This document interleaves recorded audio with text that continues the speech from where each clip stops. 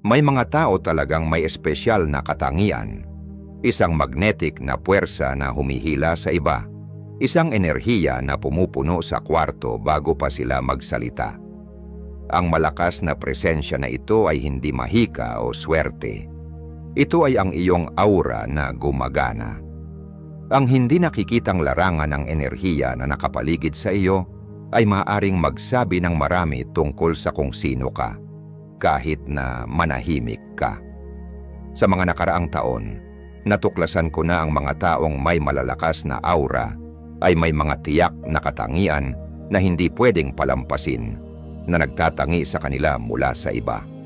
At ngayon, ibubunyag ko ang 5 malinaw na senyales na ang iyong aura ay talagang makapangyarihan sa mga paraang maaari mong maramdaman at mapansin sa iyong araw-araw na buhay.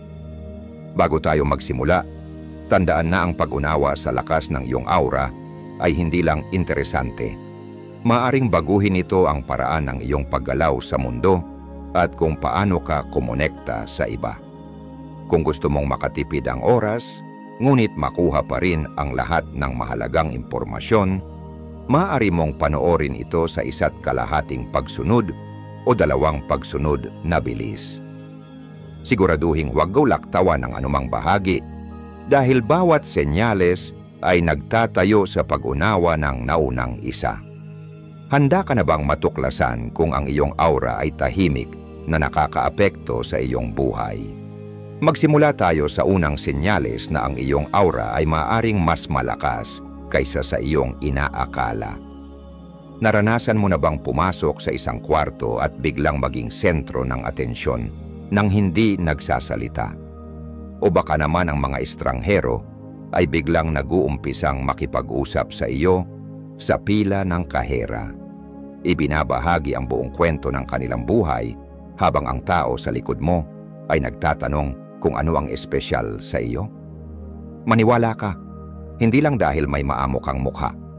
Ang misteryosong paghila mo sa iba ay tinatawag ko na stranger magnet effect.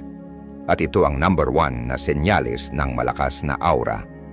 Ang iyong larangan ng enerhiya ay literal na umaabot at humahaplos sa mga tao bago mo pa buksan ang iyong bibig. Noong nakaraang linggo lang, napanood ko ang isang kaibigan na may malakas na aura na pumasok sa isang masikip na coffee shop. Sa loob ng ilang minuto, 3 magkaibang tao na ang humiling na makishare sa mesa niya at binigyan siya ng barista ng libreng pastry. Walang dahilan kundi ang pagiging siya. Hindi naman naka-fancy dress ang kaibigan ko o may ginagawa siyang espesyal. Ang kanyang enerhiya ang nagsasalita. Ang mga bata at hayop ay parang maliliit na energy detectors. Hindi nila iniisip ang mga bagay tulad ng ginagawa ng mga matatanda. Napansin mo ba kung paano ang ilang tao ay biglang nilalapitan ng mga aso sa parke? O kung paano ang mga sanggol na madalas umiiyak kapag may estranghero ay ngumingiti at umaabot sa mga tiyak na tao? Hindi ito basta-basta. Tumutugon sila sa vibration ng malakas na aura. Isipin mo ang iyong mga araw-araw na interaksyon.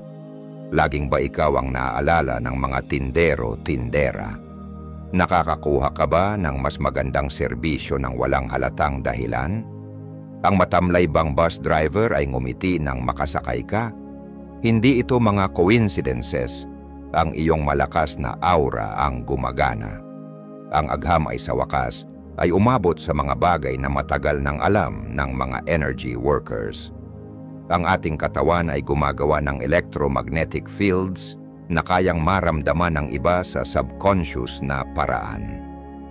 Ayon sa isang pag-aaral sa HeartMath Institute, ang larangang ito ay umaabot ng ilang talampakan mula sa atin at nagbabago batay sa ating emosyonal na estado. Kapag ang iyong aura ay malakas, lumilikha ito ng agarang pakiramdam ng tiwala at kaginhawaan sa iba. Hindi nila maipaliwanag kung bakit, pero nararamdaman nila na magaan sila sa paligid mo. Kaya't kadalasang ang mga bagong kakilala ay nakakaramdam na parang matagal na kayong magkaibigan. sa loob ng ilang minuto ng pagkikita ninyo. Gawin nating mabilis na ehersisyo sa pagninilay. Balikan mo ang nakaraang linggo. May mga pagkakataon ba na may nagsabi ng papuri sa iyo ng walang dahilan? O mga pagkakataon na ang isang estranghero ay nagbahagi ng isang bagay na personal? May mga pagkakataon ba na ikaw ang pinili na magsalita o mag-lead kahit na may mga kapantay ka? O marahil may mga pagkakataon kung saan ang mga hayop o mga bata ay nagpakita ng hindi karaniwang interes sa iyo? Kung sumagot ka ng oo sa alinman sa mga ito, congratulations! Ito na ang unang senyales na ang iyong aura ay kumikislap ng kapangyarihan. Hindi maipaliwanag na atraksyon mula sa iba. Ang iyong enerhiya ay nagsasalita ng malakas bago mo pabuksan ang iyong bibig. Ngayon magpatuloy tayo sa pangalawang malakas na senyales, isa na maaaring magpaliwanag sa mga nararamdaman mong gut feeling na matagal mo nang nararanasan. Naranasan mo na bang pumasok sa isang kwarto at agad na naramdaman na may mali? Bago pa magsalita ang sinuman, bago mo pa makita ang mga mukha ng lahat, alam mo na agad na may tensyon sa hangin. Hindi lang ito pagiging observant. Ito ay ang iyong malakas na aura na gumagana, nakakaramdam ng mga enerhiya na maaring hindi mapansin ng iba. Dito na pumapasok ang pangalawang senyales ng isang malakas na aura. Mas mataas na emosyonal na sensitibidad at intuition. Ang mga taong may malalakas na aura ay hindi lang nakikita ang mundo. Nararamdaman nila ito. Ang kanilang larangan ng enerhiya ay parang isang antena, kumukuha ng mga signal na dumadaan lang sa iba. Para itong pagkakaroon ng emosyonal na HD vision sa isang mundo ng standard definition. Naalala ko ang isang kwento tungkol sa isang babae na kinansela ang kanyang flight sa huling minuto dahil may naramdaman siyang mali. Inisip ng mga kaibigan niya na siya ay nagiging drama queen hanggang sa malaman nila na may malubhang issue sa makina ang eroplano at na-delay ito ng ilang oras. Hindi niya kayang ipaliwanag ng lohikal ang kanyang desisyon. Alam lang niya, ang mataas na sensitibidad na ito ay hindi palaging komportable. Isipin mo ang mga pagkakataon na nasa isang mataong mall o abalang restaurant ka at bigla kang nakaramdam ng pagod o pagkabahala ng walang dahilan. Iyon ay dahil ang iyong malakas na aura ay sumisip-sip ng lahat ng emosyonal na enerhiya sa paligid mo, mabuti man o masama. Kaya naman ang mga taong may malalakas na aura ay madalas na kailangan magprotekta laban sa mga tinatawag ng mga energy workers na energy vampires. Ang mga tao na iniwan ka ng lubos na drained pagkatapos mong makipag-ugnayan sa kanila. Ang iyong maliwanag malakas na aura ay parang buffet para sa isang tao na ubos ang enerhiya at sila ay di kusang kumakain mula sa iyong vibrance. Ang magandang balita, kapag natutunan mong kilalanin ang sensitibidad na ito, maaari mo itong gawing superpower. Kapag sinabi ng boss mo na ayos lang ang lahat, ngunit ang iyong tiyan ay nagsisigaw ng kabaligtaran, magtiwala ka sa pakiramdam na iyon. Kapag bigla kang naisipan tawagan ng isang kaibigan na nagiging malupit ang sitwasyon, iyon ay ang iyong malakas na aura na kumukonekta sa distansya. Paano mo malalaman ang pagkakaiba ng pagkabahala at tunay na intuisyon? Ang pagkabahala ay nagiging magulo at pabago-bago, habang ang intuisyon ay dumarating ng may kalmadong kaalaman. Ang pagkabahala ay nagtatanong ng paano kung ng 100 beses, samantalang ang intuisyon ay simpleng nagsasabi, ito na. Maaari mong paunlarin pa ang sensitibidad na ito sa pamamagitan ng simpleng mindfulness. Simulan sa pagkuha ng 3 malalalim na hininga bago pumasok sa anumang bagong kapaligiran. Huminto at itanong sa iyong sarili, ano ang nararamdaman ko dito na hindi sa akin? Ang simpleng pagsasanay na ito ay magpapatala sa iyong likas na malakas na kakayahan sa intuwisyon. Habang higit mong pinapahalagahan ang mga pakiramdam na ito, lalakas sila. Parang pag-eehersisyo ng isang kalamnan. Lumalakas ang iyong intuwisyon habang ginagamit mo ito. Kung tumango ka habang binabasa ito, at laging may kamalayan sa mga undercurrents at enerhiya na hindi napapansin ng iba, ito ay isang malinaw na indikasyon na ang iyong aura ay labis na makapangyarihan. At kung gusto mo ang mga insight na ito at nais pang ng mas marami, ito na ang perpektong oras upang pindutin ang subscribe button. Marahil ang iyong intuwisyon na ang nagutos na gawin ito, di ba? Ngayon, ipagpatuloy natin ang ating paglalakbay patungo sa pangatlong senyales na ang iyong aura ay talagang kakaiba. Ang hindi nakikita ay nagiging nakikita kapag alam natin kung ano ang hahanapin. Ang iyong malakas na aura ay hindi lang umiiral sa isang mistikal na lugar. Nagdudulot ito ng mga tunay na pisikal na epekto sa mundo sa paligid mo na maaari mong aktwal na masaksihan. Ang pangatlong senyalis ng isang malakas na aura ay marahil ang pinakakahanga-hanga. Mga pisikal na manifestasyon na maaring mapansin ng iba. Naranasan mo na bang magkaroon ng kakaibang karanasan kung saan ang mga street lights ay namamatay kapag dumaan ka sa ilalim nila? O baka naman ang iyong relo ay huminto sa paggana ng walang dahilan at magsimula ulit kapag may ibang tao ang humawak dito. Hindi lang ito mga kakaibang coincidences o sira-sirang elektronikong gamit.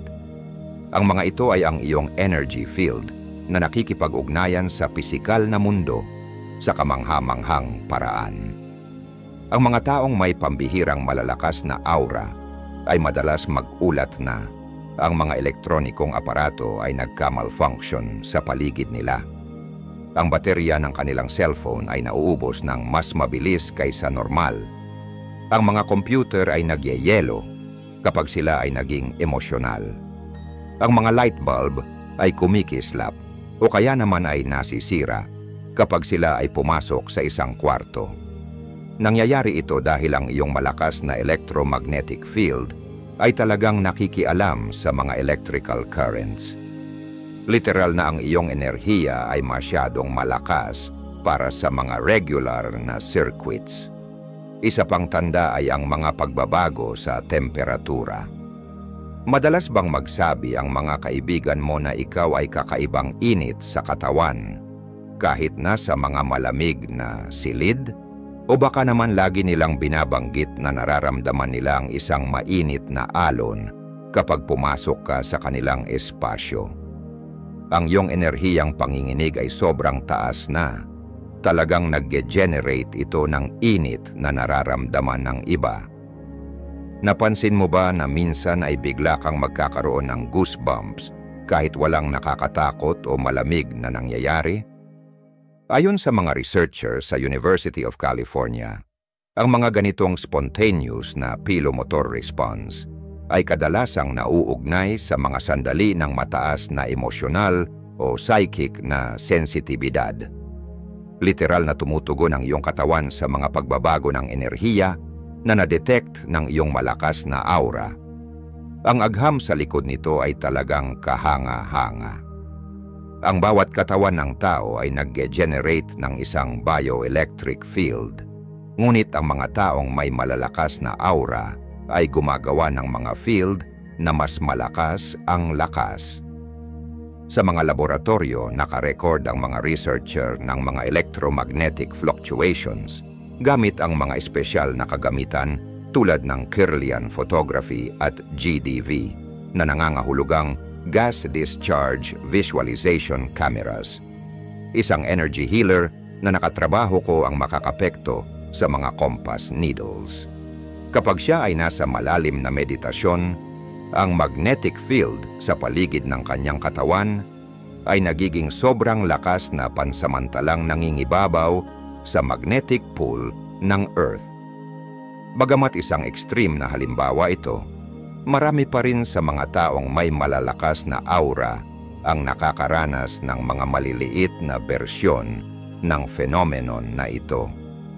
Isang photographer ang nagsabi sa akin na palagi niyang nalalaman kung aling mga kliyente ang may malalakas na aura bago pa man sila kunan ng larawan. Ang presensya nila ay literal na nagbabago kung paano nakafocus ang aking kamera, paliwanag niya. Para bang ang kanilang energy field ay sobrang lakas na nagiging bahagi ito ng nakikita ng aking lens. Ang mga pisikal na manifestasyon na ito ay hindi lang mga interesanteng party tricks. Nagiging patunay ito na ang iyong enerhiya ay umaabot lampas sa iyong pisikal na katawan at nakakaapekto sa material na mundo sa iyong paligid. Kung naranasan mo ang alinman sa mga fenomena na ito ng regular, ang iyong aura ay hindi lang malakas. Ito ay pambihira. At kung pinapahalagahan mo ang impormasyong ito at nais mong suportahan ang channel at ang mga gawaing isinasagawa, maaari kang mag-iwan ng donasyon sa pamamagitan ng pag-click sa Thanks button sa ibaba ng video na ito. Ang iyong suporta ay tumutulong upang magpatuloy kami sa pagdadala ng mga content na nagpapaliwanag sa hindi nakikita at enerhiyang mundo sa ating paligid. Magpatuloy tayo at tuklasin ang pang-apat na senyales na ang iyong aura ay namumukod tangi sa karamihan. Ang pinakamalalakas na ilaw ay nangangailangan ng maingat na pamamahala o mabilis itong mauubos. Ang malalim na katotohanan ito ay nagdadala sa atin sa pang-apat na senyales ng isang malakas na aura. Natural na pagtatakda ng mga hangganan at intuitibong pamamahala ng enerhiya. Ang mga taong may malalakas na aura ay hindi lang umaakit ng iba. Nagiging natural din sa kanila ang protektahan ang kanilang enerhiya sa mga paraan na maaaring magmukhang misteryoso sa mga tao sa kanilang paligid. Naranasan mo na bang bigla na lang kailangan mong mag-isa pagkatapos ng isang social gathering, kahit na ang lahat ng iba ay tila okay na ipagpatuloy? Hindi ito kahinaan, ito ay karunungan. Ang iyong malakas na aura ay kumikilos bilang isang kamangha-manghang parola na nagpapalabas ng enerhiya sa lahat ng direksyon. Habang ito ay umaakit ng marami sa iyong pampang, nangangailangan din ito ng napakaraming enerhiya upang mapanatili. Kaya't natural na nalalaman mo kapag kailangan mong magpahinga at mag-recharge.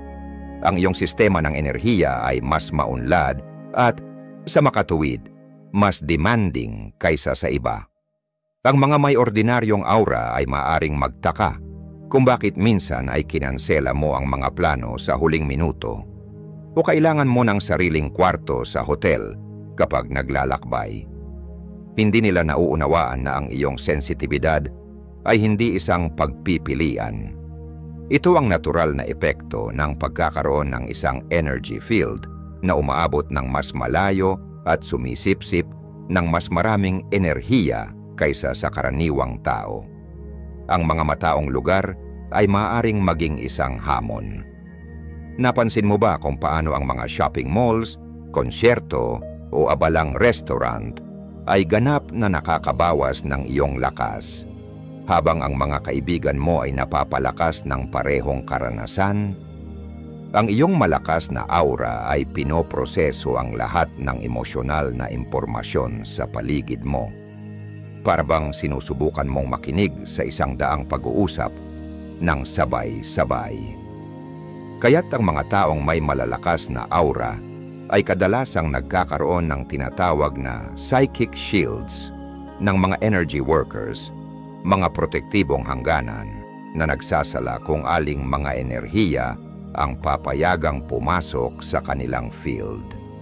Ang ilan ay natural na nakakagawa ng mga shields na ito sa pamamagitan ng pagpapakita ng isang bula ng liwanag na pumapalibot sa kanila.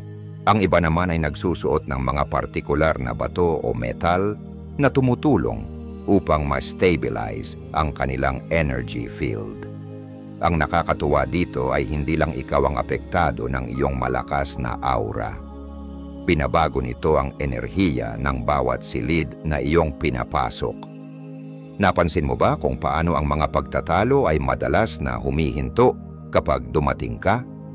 O kung paano ang mga team meetings ay nagiging mas maayos kapag naroroon ka, kahit hindi ka gaanong nagsasalita?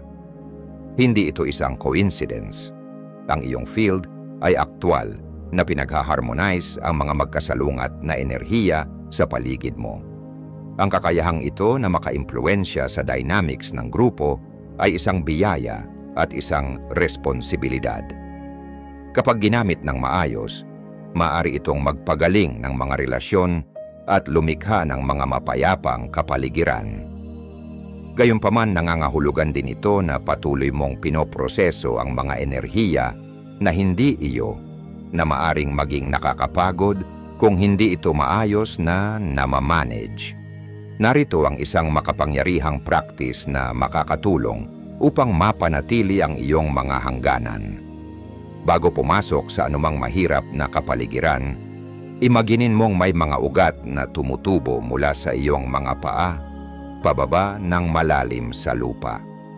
Pakiramdam na parang ang mga ugat ay matibay na nakaangkla sa iyo.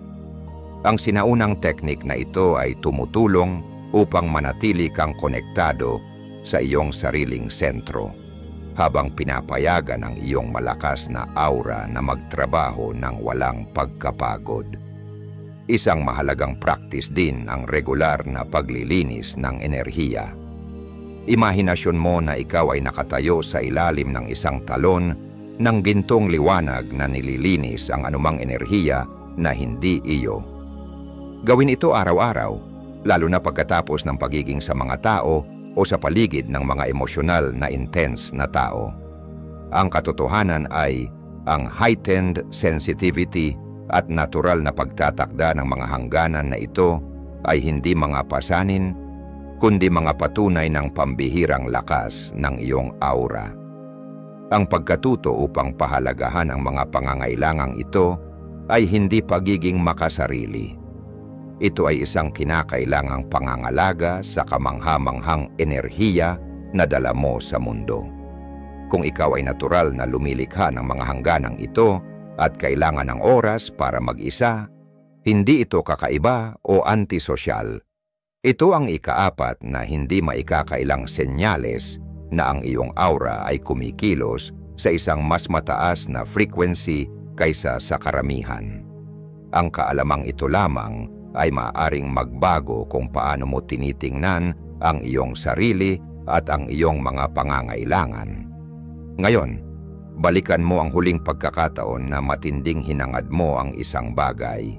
Marahil isang pagkakataon sa trabaho, isang pagkakataon na makatagpo ng isang tao, o kahit isang parking space.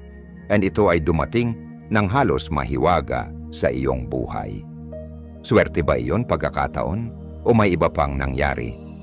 Ang ikalimang senyales ng isang malakas na aura ay nagpapakita sa isang napaka-mistikong paraan. Ang pinahusay na kakayahan sa pag-manifest at madalas na mga synchronicities. Ang mga taong may malalakas na aura ay hindi lang basta nagnanais ng mga bagay. Hindi nila namamalayan, ngunit utos nila sa universo na mag-reorganize ng sarili nito ayon sa kanilang mga intensyon. Ang kanilang energy field ay nagiging isang malikhaing puwersa na nagpapabilis sa proseso ng manifestation sa mga paraang tila halos milagroso sa iba. Maglaan ng sandali upang magnilay-nilay tungkol sa iyong sariling buhay. Napansin mo ba ang mga pattern ng makabuluhang coincidences na hindi kayang ipaliwanag ng random na pagkakataon? Marahil naisip mo ang isang matagal ng kaibigan at tinawagan kanila ilang minuto lang pagkatapos, o kailangan mo ng partikular na impormasyon at isang aklat na may eksaktong kaalaman na iyon ay nahulog mula sa isang istante malapit sa iyo.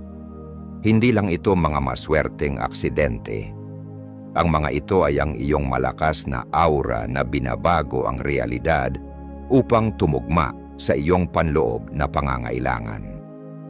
Ang mga bagay na maaring ituring ng iba bilang swerte, malamang ay nararanasan mo ng regular.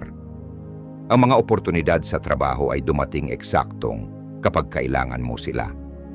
Ang perpektong apartment ay nagiging available tuwing magtatapos ang iyong kontrata. Ang eksaktong eksperto na kailangan mo upang lutasin ang isang problema ay hindi inaasahang makikita mo sa tamang panahon. Nangyayari ito dahil ang iyong energetic field ay umaabot ng mas malayo sa quantum realm kaysa sa karamihan ng mga tao. Ang mga siyentipiko ay nagsisimula pa lamang na maunawaan kung paano maaring makaapekto ang kamalayan ng tao sa mga quantum particles, ang mga building blocks ng ating realidad. Ang iyong malakas na aura ay sa katunayan ay nagbabroadcast ng iyong mga intensyon sa subatomic na antas, na lumilikha ng mga ripple effects na nagiging synchronicities sa iyong araw-araw na buhay.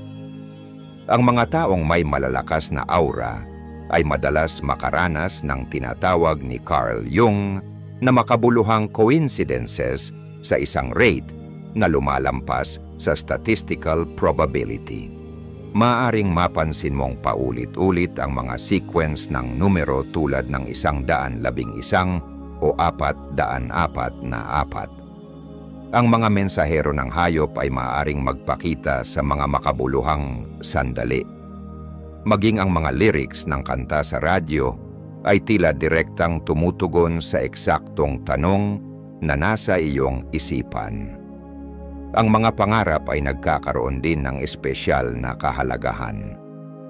Naranasan mo na bang mangarap ng mga pangyayari bago pa sila mangyari o nakatanggap ng mga malikhaing solusyon sa mga problema habang natutulog?